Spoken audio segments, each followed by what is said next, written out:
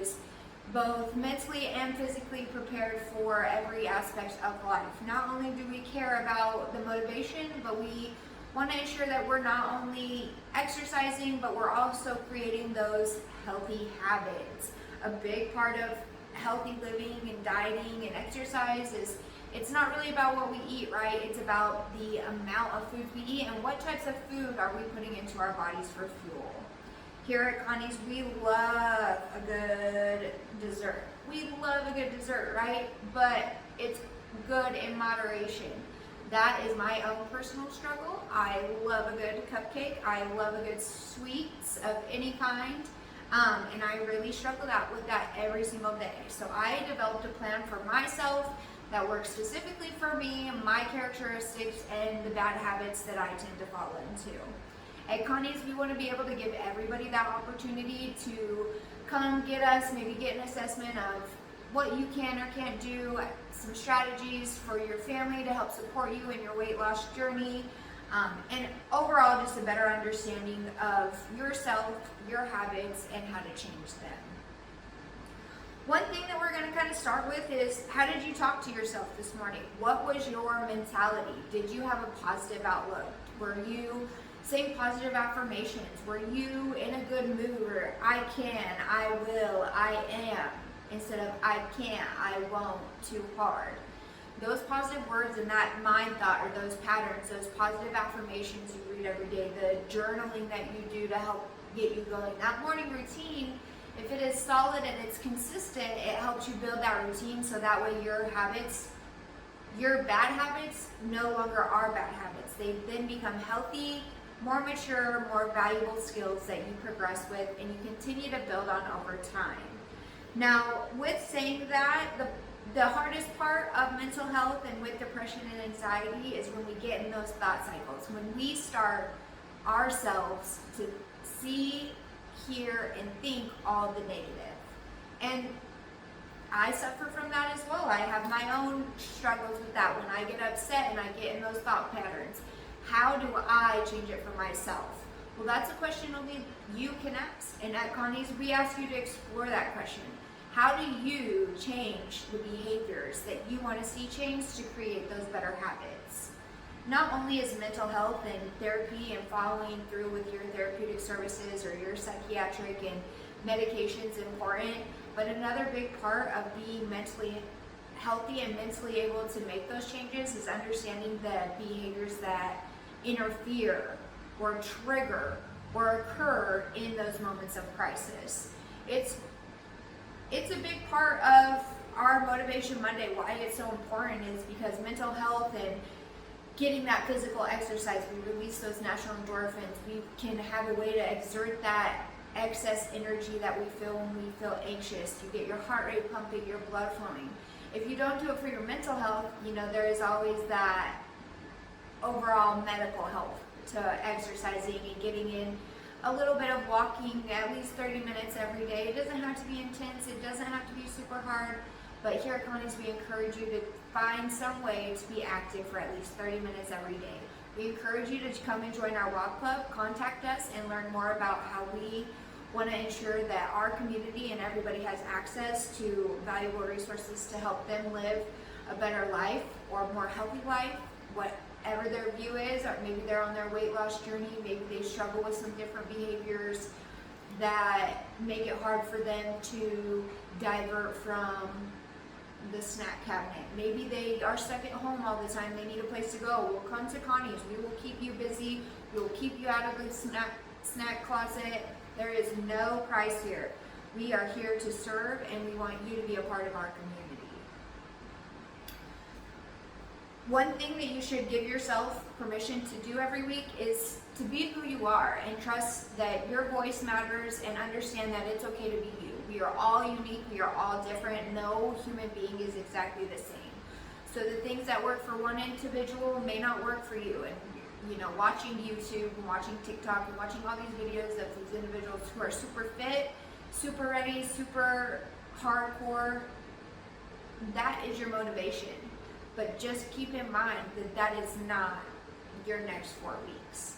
I think the hardest thing that I've found with helping individuals who have mental health or intellectual developmental disabilities in their mental health, weight loss, overall lifestyle change to help create longevity and just overall a better quality of life, help divert some anxiety, create some healthier habits, to get them out of the house, get them going. I think that the thought cycles are the hardest one, and once you can get past that first couple of weeks of waking up to putting in the work and doing everything to make the change, and you start making it a routine, well then it becomes a habit, and you've just taken your bad habit from something negative and turned it to something positive.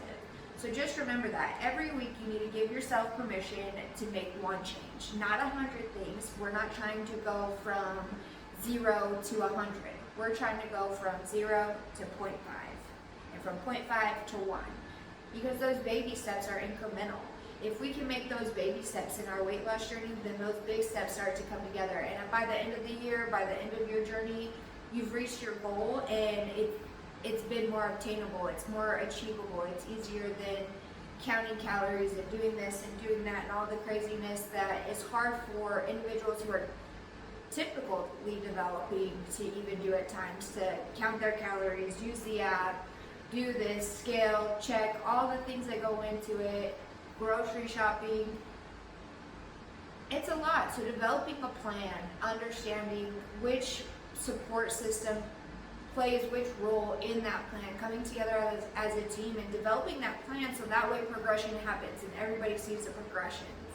Remember, the little steps get you to that big opportunity. And the big opportunity is the end goal, right? The main goal of why you want to change these maybe bad eating habits or start exercising 1 to 2 times a week. You don't have to start straight out the gate every single day. Go day by day, week by week. Maybe start with 1 day a week, then the next week add 2, and every week you go, you just add another day until it starts to become an everyday type of routine. Again, we are creating new routines, we're creating new habits. We're not developing a whole new program and trying to get to the finish line. We want to start just like we would with anybody else. We want to start exactly where you're at. We want to meet you where you're at. Understand your goals, understand your team's goals, your team's ability level, and get you to that end goal. Again, I encourage you to give yourself permission to fail, give yourself permission to succeed, and give yourself permission to get out of those negative thought cycles and continue to grow and progress in your life. Some things I want to give you for your workout tips for the week are walk and reflect. So morning or evening walk along with journaling can help you build those healthy habits, those coping skills, and it also can help you be accountable. If you write down what you're doing, you write down the days that you're doing it, you can look back and say, wow, look at what I did. See your accomplishments. Give yourself that accountability. Give yourself that credit of, I did that. This is how I started at the beginning of my walk. This is how I started at the end of my walk. See if there is a difference. Do you feel different? Mentally, do you feel different? Do you have more energy? What are those things that you feel are different? That's how that reflection portion of journaling can help you understand your own weight loss journey and your own habits. Again, we're creating healthy habits, but in order to create those healthy habits, we have to understand where our negative habits come from. And sometimes our negative habits are rooted in deeper meaning that we don't really connect with until we start developing these journaling and these coping skills and working through all these things that we need to do to better ourselves. So eating habits may come from childhood trauma, may be a form of coping. Working out may be hard. It may not be something that you typically do all the time. And that's why I'm saying, go at your pace. There's no right, there's no wrong. 1 day at a time, 1 step at a time. Again, don't think of it as a scale from 1 to 10. Think of going, I'm at 0, and I want to go to 0.5. 0.5. That's starting maybe 1 day of walking for 30 minutes. Maybe instead of reaching for that candy bar, you grab some vegetables or fruit. Those small little things, those small little everyday changes are just that small, 0.5% of the change to get to that 1%. And the eating habit and the exercise makes up the whole entire part of the program. But you can't have one without the other. And you can't really understand how to be great at one without being great at the other. So it's a balance. It's finding that balance, what you're comfortable with, what you can do, not setting any crazy restrictions, not starving yourself, understanding your body and how it works and develops. Another thing that you can do is micro movement wins. So these are small things throughout the day, 5-10 minute sessions where you get in a squat or push up or a break.